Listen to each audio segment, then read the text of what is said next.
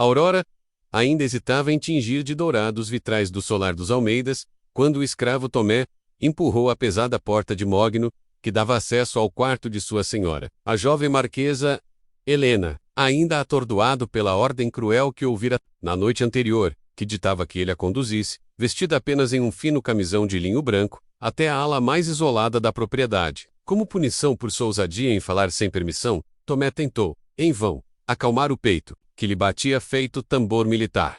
O corredor estava deserto. Os ecos de seus passos pareciam acentuar o silêncio sepulcral que reinava naquelas paredes centenárias. A cada porta que passava, seu coração afundava um pouco mais num mar de culpa e vergonha. Ele sempre fora obediente, discreto e devoto, características que o haviam salvado de punições muito mais severas no passado. Mas, naquela manhã fria, nem a lembrança da liberdade perdida conseguia reconfortá-lo.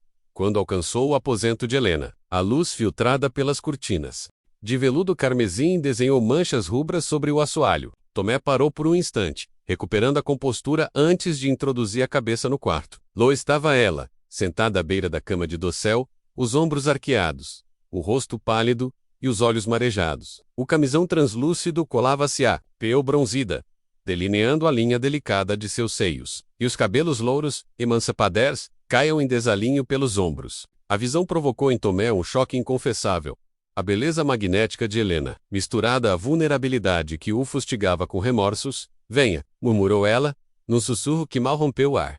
Tomé entrou, aproximou-se com passos lentos, como se temesse quebrar aquilo que via. O olhar de Helena vagou vagarosamente, avaliando-o, buscando compaixão. Ele ajoelhou-se ao lado da cama e, num gesto instintivo, inclinou a cabeça, recolhendo o lenço que ela deixara cair. Seus dedos roçaram por um instante o solo, mas foi o pulso de Tomé que tremeu ao sentir o perfume floral do tecido, misturado ao toque suave de sua pele. Dizem que merece castigo quem desafia as regras. Mas Ela parou, engolindo, em seco.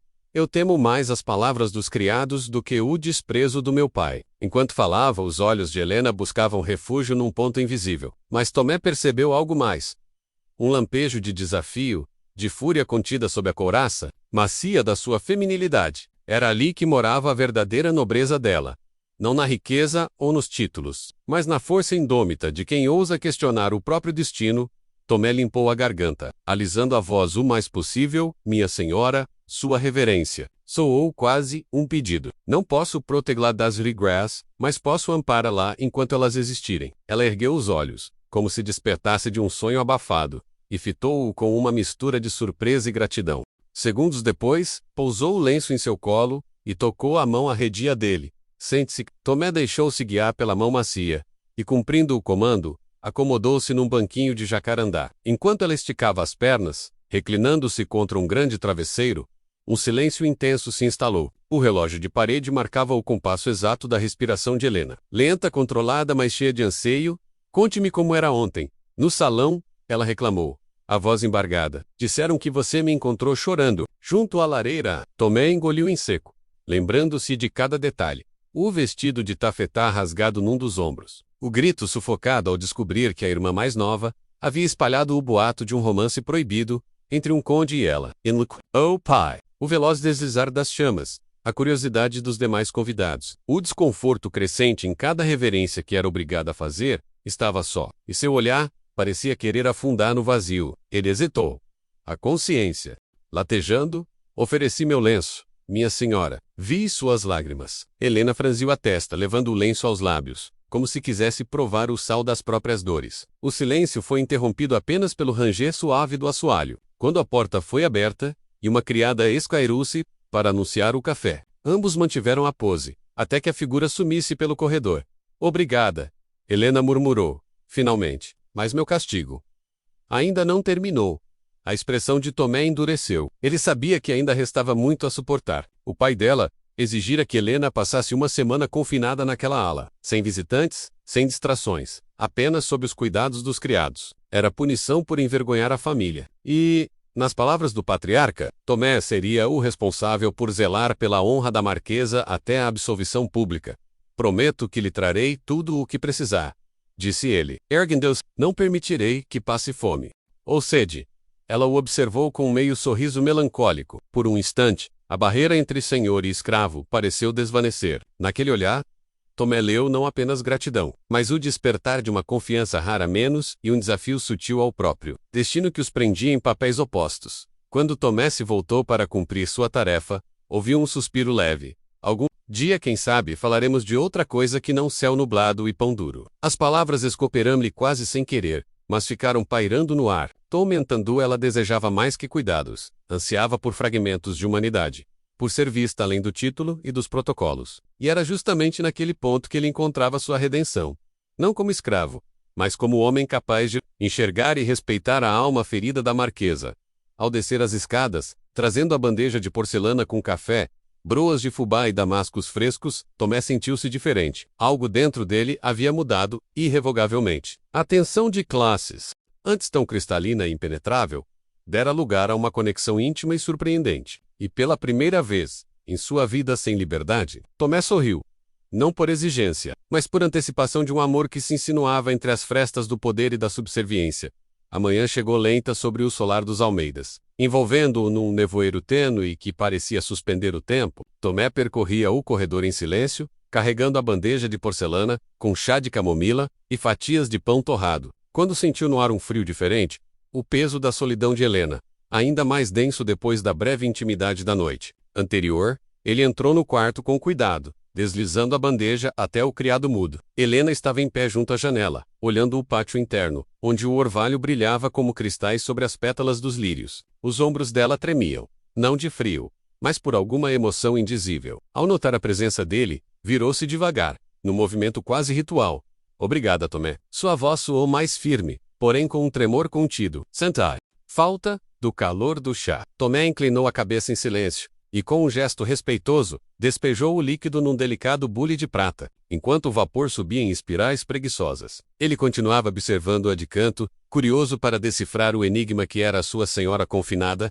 Como passou a noite? Arriscou ele, erguendo o bule e servindo o chá numa xícara, de finíssimo porcelanato. Helena pousou a xícara com um cuidado quase solene, como se tocasse um objeto sagrado. Seus olhos, no entanto, fugiam daqueles do escravo, pousando num ponto no teto branco, onde as nervuras do gesso formavam arabescos imperceptíveis. Sonhei com o salão, murmurou, abaixando a cabeça. Vi rostos que zombavam. De mim alguns eram apenas sombras, outros bem reais. Tomé franziu a testa. Ele se aproximou com cautela e, num gesto suave, tocou-lhe o braço. O contato foi suficiente para que ela estremecesse. Os fantasmas do passado sempre vêm, mais fortes quando estamos sozinhos, disse ele. Mas não permitirei que te atormentem. Helena ergueu os olhos, radiante por um instante. O escravo nunca se colocara tão próximo de seus pensamentos. E havia, naquele olhar, algo como um pacto silencioso. Ela confiava. A ele não apenas seu corpo, mas sua alma. Tenho tanto que contar, confessou ela, respirando fundo. Sobre meu passado, minha família Tomé acomodou-se num banco junto à cama, curioso. A cadeira de jacarandá de tecido vermelho parecia antiga demais, como se guardasse os segredos de gerações. Se quiser, posso anotar tudo. Ofereceu. Tentador. Ela sorriu, mas o sorriso tremia. Não desejava falar com ninguém, mas sinto que você me ouve de verdade. Ela ergueu a xícara de chá, como se encontrasse coragem em cada gole. O líquido amarelado brilhou contra a pele fina de seus lábios. Meu pai sempre foi rígido. A educação que recebi foi baseada em silêncio e obediência. Não havia espaço para dúvidas ou aprendizados que não fossem protocolados em rígidas lições. Tomé mantinha os olhos fixos nela, absorvendo cada sílaba. Começou a entender que aquela punição, embora cruel, era apenas a ponta do iceberg de uma vida vigiada pela culpa. Quando criança, continuou Helena, tinha permissão para passear pelos jardins. Achava que minha vida seria livre, como as pombas que voavam sobre as roseiras. Mas, quando completei 10 anos, tudo mudou com a morte de minha mãe. Meu pai passou a me tratar como herança a preservar. Ele incluiu os dedos num gesto compassivo, mas não pronunciou palavra. Sabia que, em cada pausa dela, havia mais dor do que as próprias palavras poderiam exprimir. Não tenho irmãos, disse ela, baixando a voz. E minha única amiga verdadeira era minha dama de companhia, Cecília. Mas ela foi vendida, junto com outro lote de escravos, pouco antes de meu 16º aniversário. Tomé sentiu o coração apertar. Ele mesmo conhecia Cecília menos uma jovem gentil sempre sorridente, que costumava cantarolar no serviço diário. A lembrança do rosto dela, ao ser conduzida pelos portões do solar, ainda o perseguia em pesadelos. Desde então, Fui criada apenas pela sombra da perda. Aprendi a sorrir em público, a dançar nas festas, a usar rendas belíssimas para ocultar o pranto. Mas, aqui comigo, sinto que posso ser eu mesma. Durante longos minutos ficaram em silêncio, apenas ouvindo o tilintar suave do bule de prata e os estalos do fogo no pequeno castiçal. O calor das brasas lembrava a Tomé dos fornos de barro onde assava o pão de cada manhã, e da rigidez dos castigos que alguns escravos recebiam por falhas consideradas imperdoáveis. Helena se levantou e caminhou até o dossel Abreu, Olencol, branco e, num gesto hesitante, ajeitou o travesseiro. Voltou-se para Tomé. Conte-me sobre você.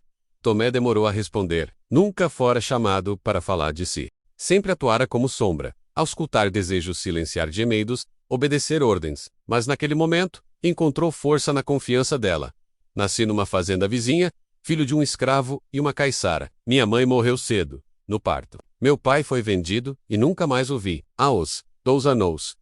Fui levado para este solar. Helena franziu a testa, atenta. E como foi crescer aqui? Ele respirou fundo, procurando as palavras. Foi uma luta constante entre o medo e a esperança. A esperança de que um dia, talvez eu fosse mais do que um objeto de trabalho. Mas o medo me lembrava, a cada chicotada, de olhar ou de vara, que meu lugar era servir. As lágrimas começaram a preencher os olhos de Helena, ao ouvir o relato do escravo. Nunca a cortei a confidenciar a detalhes tão cruéis. Você sofreu muito. Mas, sobrevivi, disse Tomé, erguendo o queixo.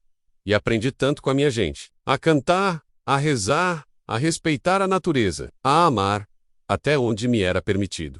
Ele levantou-se e caminhou até a porta, como se evitasse prender o olhar nela, menos medo de ceder à emoção. Mas então deu uma volta. Minha senhora, se me permite. Ela acenou, e nessa permissão, havia uma doçura maior que 1000 flores. Por fim, Tomé ergueu a voz, vibrante, forte. Você não está sozinha. Eu juro que enquanto puder, serei seu defensor, seu confidente e seu amigo. Helena fechou os olhos e entrou num estado de êxtase contido. Pela primeira vez, alguém se oferecia sem interesse, sem ver nela apenas título ou castigo. Nas horas seguintes, Tomé ensinou-a a trançar fios de algodão mastrandoli, como bordar pequenos símbolos de esperança. Um sol estilizado, uma pomba de asas abertas, uma rosa em botão. Helena, com dedos trêmulos, tentava repetir as passadas dele, rindo de cada nó frouxo que fazia.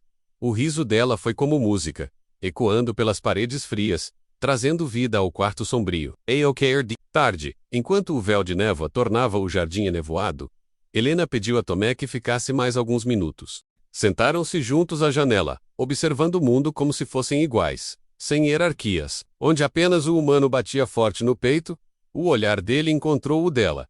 E naquele instante o tempo pareceu parar novamente. Era a promessa silenciosa de que suas vidas, ainda separadas pelas correntes da escravidão, começavam a se entrelaçar num destino comum. O crepitar suave do fogo anunciava a noite que se aproximava. Tomé levantou-se, disposto a cumprir outra vez seu papel de guardião menos, mas agora com o coração inquieto por desejos que ele jamais admitira. Preciso recolher as velas e trancar as janelas, avisou ele, a voz embargada pela proximidade dela. Helena assentiu, sem dizer palavra, deixando no ar um convite para que ele poupasse aquele momento eterno. Tomé, porém, virou o rosto e proferiu o comando de sempre. Boa noite, minha senhora. Ela ergueu apenas os olhos, e nesse gesto havia uma súplica silenciosa. Fique, mesmo por um instante. Tomé saiu, fechou a porta de mogno e, do lado de fora, apoiou a testa contra a madeira. Sentiu a uma só vez o peso do dever e a leveza de um coração que caminhava para o desconhecido. E assim se fechou mais um dia de punição, mas também de descobertas, onde senhor e escravo se tornavam, pouco a pouco, dois seres marcados por dores e esperanças comuns, prontos para desafiar o mundo que os separava. O sol nascente ainda coloria o céu com tons de púrpura quando Tomé atravessou o pátio interno em direção à ala leste. Os tijolos antigos do caminho estavam frios sob os pés, e o ar úmido carregava o cheiro terroso dos canteiros de manjericão ao lado dos parterres de rosas. Ele trazia na mão uma pequena cesta de vime, com frutas frescas, pães doces e um envelope. Dentro, uma carta endereçada por Helena ao seu pai, um gesto ousado que ambos haviam combinado sob o cunho de um pedido de clemência. Ao chegar ao quiosque de mármore, local onde sempre aguardava a criada Joana, para levar recados aos Almeidas, Tomé viu a jovem aproximar-se. Seu rosto mostrava pressa, e nas mãos, um bilhete que, após relutância, entregou ao escravo. Chegou há pouco, senhor, disse ela, olhos desviados. O Sr. Marx está à mesa do café, mas não quer ser interrompido. Tom engoliu, em seco. Sabia que aquele dia reservava um teste de coragem para Helena ou o Duque de Bragança. Aliado de longa data dos Almeidas, chegaria ao solar para avaliar se mantinham a honra da família em ordem. E o pai de Helena planejara expor a filha humilhada diante do visitante. Para provar que a disciplina não perdoava nem o sangue mais nobre, guardou o bilhete no bolso e, com cuidado, voltou ao quarto de Helena. A marquesa o aguardava de pé, junto à penteadeira, as mãos pálidas apoiadas na madeira lustrosa. O delineador marrom sublinhava os contornos de sua face, e o coque preso no alto da cabeça roubava o olhar para a nuca delicada. Como foi? Indagou ela, voz entrecortada. Tomé retirou o bilhete e desdobrou, lendo em silêncio. Então entregou-lhe o papel. Nem clemência nem absolvição sem antes expiar seu erro publicamente. Traga menos-a ao salão principal. E que todos vejam o preço de sua ousadia. Conde Almeida Helena apertou o bilhete até as pontas ficarem marcadas. A expiação pública ressoava como um eco na alma dela. A cada palavra do pai, ela sentia o peso da ancestralidade, séculos de orgulho e tradição, todos convergindo para massacrar sua independência. Ele quer me expor como se eu fosse um animal, murmurou. Mas não posso recuar agora. Tomé aproximou-se, colhendo uma das frutas da cesta. Segurou-a, hesitando. A doçura de uma pêssego poderia ser, naquele instante, um bálsamo ou um insulto. Minha senhora, o salão estará cheio de parentes e forasteiros. Precisará de mais do que coragem, de algo que o sangue não compra. O olhar dela encontrou o dele, forte como aço. E então, como se decidisse que a honra valia mais que o medo, ergueu o queixo. Você tem razão. Em silêncio, começaram, "Say prepare". Tomé ajudou-a a calçar as luvas de cetim. Menos o contraste entre o branco e o tom de pele dela, criava uma harmonia inesperada. Fixou-lhe o véu de renda sobre o rosto, cobrindo apenas metade dos lábios, permitindo que o olhar altivo fosse a voz principal. Ao colocar-lhe o colar de pérolas, sentiu o coração disparar. O mesmo colar que ela recebera na última festa, quando ainda sorrira sem cargas nos ombros. Quando saíram do quarto, 2 criados abriram caminho, ladeando-os como se fossem noivos, em procissão, ainda que a atmosfera fosse de julgamento. O corredor, antes silencioso, enxericei de cochichos e olhares curiosos. Ao chegar ao pé da escadaria que dava acesso ao salão, Tomé parou e virou-se para Helena. Lembre-se do que combinamos. Não temer, não implorar. Mostre quem é. Ela assentiu, respirou fundo, e juntos, subiram os degraus de mármore. A porta do salão se abriu num brado de suspiros contidos. Dentro, centenas de velas acesas iluminavam as tapeçarias que contavam as conquistas da família.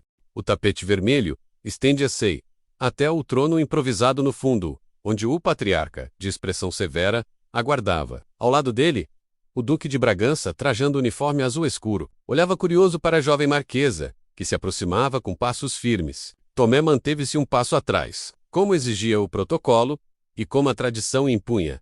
O silêncio foi interrompido pela voz do conde, Helena Almeidas. Você transgrediu as regras da casa, desrespeitou o nome de sua família e ousou se rebelar contra ordens paternas.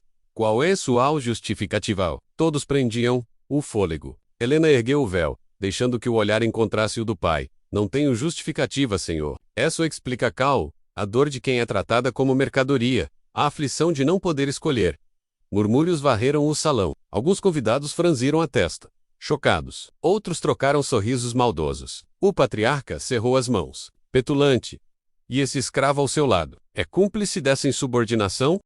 Tomé viu os olhos do duque pousarem nele, avaliando sua posição, seu porte, sua expressão. Sem titubear, ergueu a voz. Clara, sou Tomé, servo desta casa. Senhor, não sou cúmplice, mas testemunha de sua dor. Se ela caiu, fui eu quem a susteve. Se ela corou, fui eu quem enxugou as lágrimas. E se ela errou, errei junto, por não tê-la protegido antes.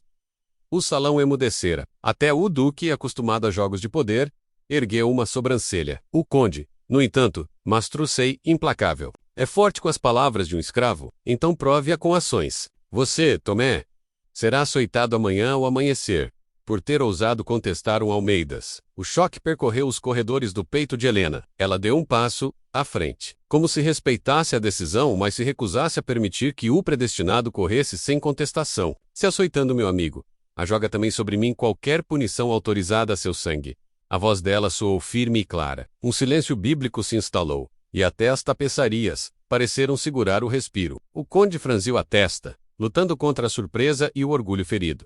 Finalmente, desceu do trono improvisado e caminhou até Helena. Aproximou-se, erguendo a mão para lhe retirar o véu, gesto que, em outras ocasiões, seria considerado honra. Mas ali, as intenções eram duras como o aço. Você desafia meu poder e se quer ficar ao lado desse escravo até o fim, esteja preparada para suportar o castigo também. Helena manteve o olhar fixo, sem recuar. Tomé sentiu o coração encolher, mas ao mesmo tempo se inflar de orgulho. Ambos sabiam que Dolly, diante, não existiriam mais distâncias. A linha que separava senhor e escravo se dissolvera no momento de coragem compartilhada. O duque de Bragança, impassível, fez um gesto e sinalizou aos escoltadores. Helena então virou-se para Tomé, estendendo-lhe o braço, permitiu que colocasse o seu no cotovelo dela, como se fossem iguais no propósito. Caminharam juntos, pela passarela de veludo escarlate, sob os olhares atentos de toda a nobreza. Cada passo ecoava como um manifesto. A honra nem sempre está na obediência, menos às vezes. Encontra-se na audácia de quem ousa amar além das correntes. Enquanto saíam do salão, com as portas se fechando atrás deles, Helena sussurrou no ouvido de Tomé: "Obrigada por me ensinar o significado da liberdade." E naquele instante, mesmo sem possuir direitos nem título, Tomé soube que o futuro dele já não pertencia ao conde Almeidas, mas à força de um amor que desafiava qualquer hierarquia. A alvorada despontava tímida por entre as frestas dos postigos, inundando o quarto confinado de Helena com raios prateados. O silêncio, porém, parecia mais pesado do que nunca, menos como se todo o solar aguardasse o desenrolar do destino que ela surgira a desafiar. Tomé, debruçado sobre a madeira gasta da escrivaninha, organizava em sua mente cada gesto e cada palavra que proferira no salão. Mas o medo do açoite iminente correa-lhe como gelo nas veias. Quando a criada Joana entrou, anunciando que os algozes aguardavam no pátio, Helena ergueu-se com determinação. O rosto pálido agora exibia um rubor silencioso de coragem. Tomé aproximou-se e estendeu o braço para ampará-la. Ela aceitou o amparo, e juntos desceram as escadas que rangiam sob o peso de suas próprias dúvidas. No pátio, 2 carrascos trajando gibões de couro e chapéus de abas largas esperavam, segurando as tiras de couro que se prolongavam em varas pontudas. A sombra da Carae, uma pequena multidão de criados e jardineiros reuniram-se, curiosa e temerosa, mantendo distância respeitosa. Helena parou ao lado de Tomé, erguendo o queixo e encarando os algozes com a firmeza de quem carregava um juramento de lealdade. Tomé Dias, bradou um dos carrascos, com voz grave. À beira da pedra, o escravo avançou, com os pés firmes no chão úmido de orvalho, e se pôs diante da pedra de amolar, onde passaria pelo suplício. Helena, porém, não se intimidou. "Se houver justiça neste solar", disse ela, a voz forte ecoando, "o castigo de Tomé é também o meu." O conde, que observava do alto do lance de escadas, cerrou as mãos. Mas antes que pudesse ordenar um protesto, Helena subiu um degrau e colocou-se ao lado de Tomé, debruçando-se sobre seu ombro. Num gesto de ousadia sem precedentes, retirou o véu de renda e o ergueu, exibindo ao sol seu rosto límpido, sem medo. Os algozes hesitaram. O conde abriu a boca para gritar, mas as palavras morreram em sua garganta, ao ver a marquesa estender a mão a Tomé e entrelaçar seus dedos aos dele. "Açoitem-me primeiro", exclamou Helena, reto como um estandarte, "pois foi por defender o valor da vida dele que desafiei esta casa." Um murmúrio percorreu a plateia. Até o carrasco, que empunhava as tiras de couro, parecia perplexo. O conde, ruborizado pela audácia, respirou fundo e ergueu a mão, hesitando entre a fúria e o orgulho ferido. "Você se põe livre perante a casa de Almeidas?" vociferou ele. "Livre naquilo que importa, no direito de escolher com quem partilhar a honra." Helena respondeu, altiva. Num grito contido, o conde ergueu a voz: "E muito bem, se você quer este escravo ao seu lado, suportarão juntos a dor." Os carrascos avançaram, erguendo as varas de couro. Tomé, sentindo o peso do mundo sobre os ombros, fitou a marquesa. Seus olhos se encontraram num pacto de sacrifício. Aquilo seria a prova irrefutável de um amor nascido entre correntes. A primeira chicotada cortou o ar com um estalo seco, e a pele de Tomé estremeteu sob o golpe. Helena soltou um gemido sufocado, e num impulso, caiu de joelhos, segurando o braço dele para impedir o segundo golpe. O carrasco brandiu a vara sobre ela, mas hesitou. Um arrepio coletivo percorreu o pátio. "Não!" bradou Helena, erguendo-se e posicionando-se à frente de Tomé. "Esta é minha culpa." O chicote, caiu sobre as costas delicadas da marquesa. O grito que escapou de seus lábios ecoou pelo solar, fazendo com que as janelas tremessem. Tomé soltou o braço e, num ímpeto, ergueu-se, disposto a deter a violência com o corpo, mas foi contido por outros criados. Cada golpe fazia o véu de dignidade de Helena rasgar-se em dor, e ainda assim ela mantinha o peito erguido ricoçando-os a demonstrar fraqueza. Quando o último golpe foi desferido, o carrasco recuou, a vara pingando gotículas de sangue que brilharam como rubis no sol. O conde, com a voz embargada, declarou o fim da punição. Helena cambaleou, mas ainda segurava a mão de Tomé, que lutava contra o pranto contido. 2 criados lhes ampararam os braços, conduzindo-os de volta à ala privada. No caminho, o ar carregava o odor ferroso do sacrifício, e o murmúrio de piedade que começava a ecoar. As tapeçarias se tornaram meros testemunhos silenciosos de um acontecimento que abalaria os alicerces da nobreza. Ao chegarem ao quarto, Tomé inclinou-se junto à cama de dossel, ajudando a marquesa a sentar-se. Suas mãos tremiam ao limpar o sangue que escorria pelo lençol de linho. Helena pousou a cabeça no ombro dele, exausta, mas com um brilho de triunfo nos olhos. Eles vão me odiar, mas não poderei temer mais nada, ela sussurrou. Tomé ergueu o rosto e beijou-lhe a testa. Sentindo o gosto metálico do sacrifício, ninguém poderá te ferir outra vez, assegurou ele. Lá fora, o solar respirava um novo ar de dúvida. A hierarquia, por um instante, vacilara, mostrando que a coragem de uma mulher e a lealdade de um escravo tinham poder para abalar o mundo que conheciam. E enquanto o crepúsculo tingia o céu de púrpura e ouro, Helena e Tomé descobriram que, após a dor mais aguda, nasce uma liberdade tão intensa que tudo o mais torna-se secundário. A luz cinzenta da manhã penetrava pelas frestas da janela, iluminando incertos contornos dos corpos de Helena e Tomé, deitados no leito de dossel. Ambos acordaram com a respiração entrecortada, ainda marcados pela dor do açoite partilhado. As mãos entrelaçadas sobre o lençol de linho, como se de um abraço silencioso precisassem para curar as feridas da pele e da alma. Tomé levantou-se primeiro, guardando em silêncio os últimos vestígios de sangue no pequeno guarda-roupa. Quando volto, trouxe 2 tigelas, com mingau de arroz morno, e um jarro de água fresca. Helena permaneceu sentada, apoiada em travesseiros, o rosto pálido, mas altivo. Não sabia que o coração do meu pai podia estremecer ao ver-me sangrar ao lado de um escravo, murmurou ela, num fio de voz. Tomé aproximou-se da cama e, num gesto ternamente protocolar, ofereceu a tigela. Ela aceitou, mas não comeu de imediato. Levou o olhar até ele. Hesitou. Não foi? Tomé suspirou. Quando viu seu rosto marcado, lembrou-se de cada dia em que o Sr. Almeidas foi açoitado por seu próprio pai. Há décadas. Helena franziu a testa, surpresa. Meu avô contou que meu bisavô recebeu no mesmo pátio, mas esqueceu-se de que eu também sou neta dele. Tomé tocou suavemente o ombro dela. Você o forçou a encarar as próprias sombras. Enquanto falavam, o sol venceu as nuvens, projetando raios quentes sobre o travesseiro. Helena provou uma colherada de mingau. O gosto simples acalmou-lhe o estômago, mas não o turbilhão de emoções. Quero que este dia traga algo além da memória dolorosa, disse ela, encarando a janela. Sinto que há algo me chamando lá fora. Tomé ergueu-se, curioso. O jardim? A liberdade, talvez? Ela sorriu, mas um sorriso suave, quase imperceptível. Acho que é mais do que flores e pombas. Quero sentir o mundo sem grades, sem paredes que guardem olhares de dó ou desprezo. Sem dizer mais, ergueu-se com dificuldade apoiando-se em Tomé. Suas pernas tremiam, mas havia uma força nova em cada passo. Ele a seguiu, ajudado pelo braço firme, até a porta entreaberta do quarto. O corredor que antes parecera largo e vazio, agora parecia um portal para outra vida. Helena fez o sinal de que seguissem. Desceram as escadas, sem guarda-costas ou criados por perto. Apenas 2 corações entrelaçados na mesma vontade de romper barreiras. Quando chegaram ao jardim, o aroma das roseiras misturava-se ao perfume das trepadeiras que cobriam o muro de pedras. O sol, alto no céu, banhava o pátio de luz generosa. Helena estendeu a mão para uma rosa branca e acoriçou-lhe as pétalas, sentindo os espinhos que, assim como as convenções sociais, machucavam quem ousasse aproximar-se demais. Sempre imaginei esse lugar como um refúgio, mas hoje o vejo como um palco. Tomé ergueu uma sobrancelha. Um palco para quê? Ela virou-se, encontrando o olhar dele com segurança, para um ato de libertação. Respondeu.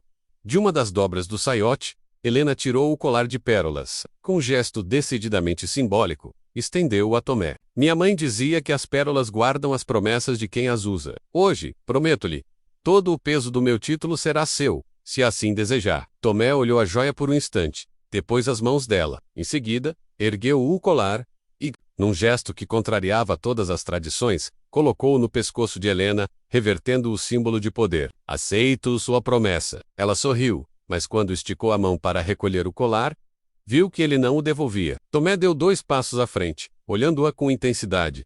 O peso do título será compartilhado. Num impulso, Helena ergueu o braço e envolveu-o num abraço apertado. O perfume dele, misturado ao brilho da manhã, trouxe-lhe uma combinação de alívio e arrebatamento. Por trás deles, ouviu-se um estalo de galhos. A criada Joana, que os observava de longe, agora próxima a ser ofegante. Senhora, meu pai. Ele lhe enviou outra carta. Helena Fastu, sei de Tomé, e recebeu o papel às mãos firmes. Abriu-o sem hesitar.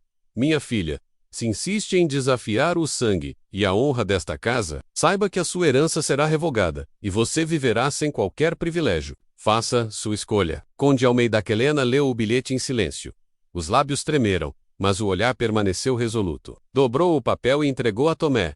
Decidiremos juntos. Tomé segurou o bilhete e, com firmeza, rasgou-o em pedaços que voaram ao vento, como pequenas chamas que consumiam antigas promessas. Não somos pagãos da honra alheia. Ela sorriu, aproximando-se de novo. A cumplicidade transformava o jardim num santuário, onde as pétalas esmagadas no chão lembravam que nem tudo belo sobrevive intacto menos, mas renasce em novas formas. Dumas dadas, caminharam até o portão lateral do solar. A estrutura de ferro, fria ao toque, abriu-se com um chiado emocionante. Lá fora, a estrada de cascalho se estendia em direção ao bosque, convidando-os ao desconhecido. Vamos, sussurrou Helena. Tomé comprometu-se com um aceno. E assim, seguindo o sol que agora de ser ao zênite, senhor e escrava, marquesa e homem livre, apenas no coração, deram o primeiro passo de uma jornada que os levaria muito além das fronteiras do solar, rumo a um destino que criariam com suas próprias mãos. O vento da tarde soprava por entre os galhos retorcidos do bosque, trazendo consigo o sussurro do desconhecido. Helena e Tomé avançavam silenciosos, pela estrada de cascalho, cada passo marcado pela firmeza de quem já não mais teme a incerteza. Atrás deles, o solar dos Almeidas perdiam-se nas colinas, como um peso antigo finalmente abandonado. À frente, a trilha se abria em múltiplos caminhos, alguns tortuosos, cobertos por folhas secas, outros alinhados por muros de pedra que lembravam fortalezas esquecidas. Helena segurava firme a mão de Tomé, como se ali estivesse a bússola que os guiaria rumo ao futuro. O colar de pérolas pendia em seu pescoço, agora visto não como símbolo de opulência, mas como lembrança das promessas que fundaram sua união. O dorso da mão dela roçava a pele dele, e cada arrepio reforçava que, por mais incerta que fosse a jornada, o amor compartilhado bastava para enfrentar qualquer tempestade. Para onde vamos? Perguntou Helena, a voz doce, mas carregada de curiosidade. Tomé olhou em seus olhos e, por um instante, o mundo pareceu suspender-se. Ele respirou fundo, recordando tudo o que viveram. As penas cristalinas de lágrimas, as feridas abertas pelo açoite, as confidências partilhadas junto ao fogo, os primeiros risos genuínos, em meio ao castigo. Para onde você desejar, respondeu ele, a firmeza na voz. Podemos buscar refúgio numa aldeia distante, reinventar nossas vidas numa pequena propriedade, ou mesmo peregrinar até o litoral. Helena sorriu, permitindo-se sonhar. Sempre desejei conhecer o mar. Dizem que a imensidão azul cura qualquer pesar. O coração de Tomé aqueceu-se. A ideia de ver Helena livre, olhando o horizonte sem muros, inflamou um entusiasmo novo. Então iremos ao mar. Seguiram pela trilha principal, que descia suavemente em direção ao vale. O sol, tombando para o ocaso, pintava a paisagem de ouro e púrpura. No ar, o canto de pássaros migratórios anunciava a mudança de estação, menos metáfora perfeita para o renascimento que Helena e Tomé viviam. Certa altura, chegaram em uma clareira onde a relva cobria antigas ruínas de um mosteiro abandonado. As paredes, tomadas por musgo e trepadeiras, guardavam ecos de preces antigas. Tomé ergueu o olhar para as janelas sem vidros, onde o céu aparecia em quadros naturais. Aqui podemos ficar uma noite, sugeriu ele. Descansar, antes de continuar. Helena concordou. A porta de pedra trancada por raízes cedeu com um rangido suave. No interior, tapetes de samambaia ocultavam o piso de lajes, e em cada canto, pequenas estalactites pendiam como testemunhas silenciosas.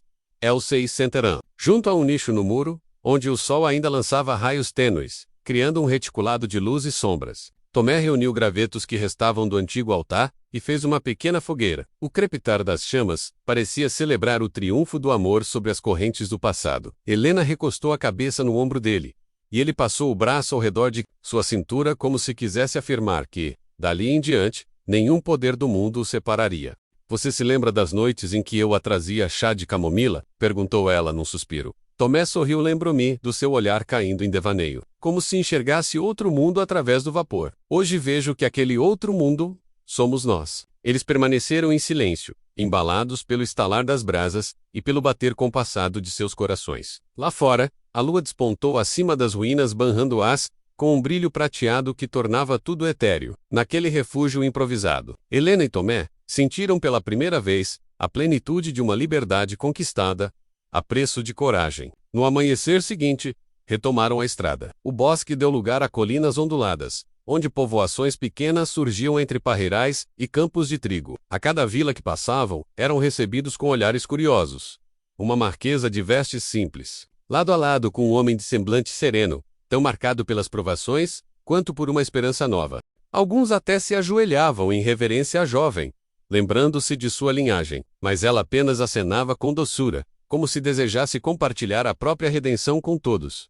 Por fim, depois de dias de caminhada, chegaram a uma enseada onde as ondas quebravam suavemente sobre pedrinhas brancas. O cheiro salgado do mar inundou seus sentidos, e Helena inspirou profundamente, deixando que a brisa levasse ao longe os últimos vestígios de medo. Tomé segurou sua mão, e ambos avançaram pela praia, sentindo a areia fria a cada passo. É mais vasto do que imaginei, disse Helena, voltando-se para ele. Os cabelos úmidos balançavam como filamentos de ouro sob o sol. Tomé sorriu e aproximou-se para recolher uma concha que repousava no limite da água. É o mundo que nos acolhe, livre de hierarquias. Ela curvou-se para beijar o reflexo do mar numa poça rasa. Depois olhou para Tomé com ternura. Vamos construir aqui nosso lar. E ali, na argila salgada da orla, eles desenharam os traços de uma nova vida.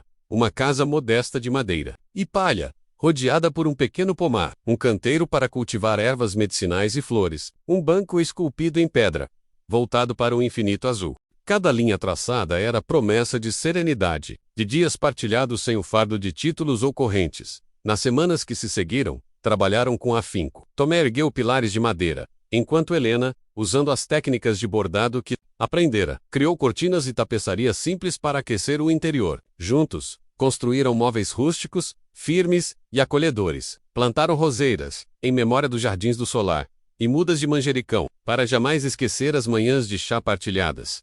A comunidade local, ao vê-los, colaborando com alegria, aproximou-se para oferecer ajuda.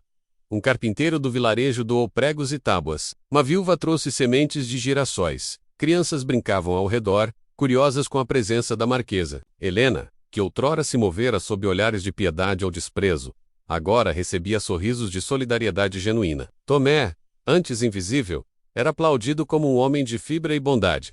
Numa noite de luar cheia de estrelas, organizaram um pequeno festim para celebrar. Uma mesa posta com pães caseiros, queijos de ovelha, peixes recém-pescados e um licor de frutas silvestres que Helena aprendera a preparar. Ao redor do fogo, tocaram violas e cânticos se elevaram, participativos, como se o povo repetisse em cada nota o triunfo de dois corações, que ousaram quebrar as correntes da história.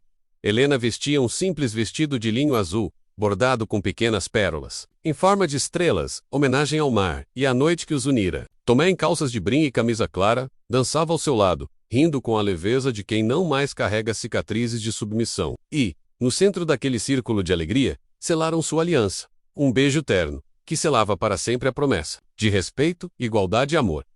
Na manhã seguinte, enquanto o sol despontava sobre o oceano, Helena e Tomé caminharam até o limite da propriedade que haviam criado. Observavam as ondas romperem, cada uma trazendo um convite para recomeçar. Ela recostou a cabeça no ombro dele e, num murmúrio, disse: a verdadeira nobreza não está no sangue, mas na coragem de viver seu coração.